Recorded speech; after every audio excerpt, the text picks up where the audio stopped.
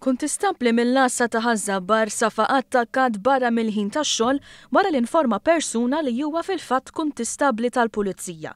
L-Ispettur u President tal-Police Officers Union Sandro Camilleri spjega ma' One News li għal-ħabta ta' satejn naqsin kwart ta' 3 wara nofsinhar waqt li Christian Agius kienet iqatta ħin ma' tfajla tiegħu, bniedem magħruf mal-Pulizija beda jaqbes il-karozzi fil-mina ta' San Ġiljanu jsuq b'mod perikolus.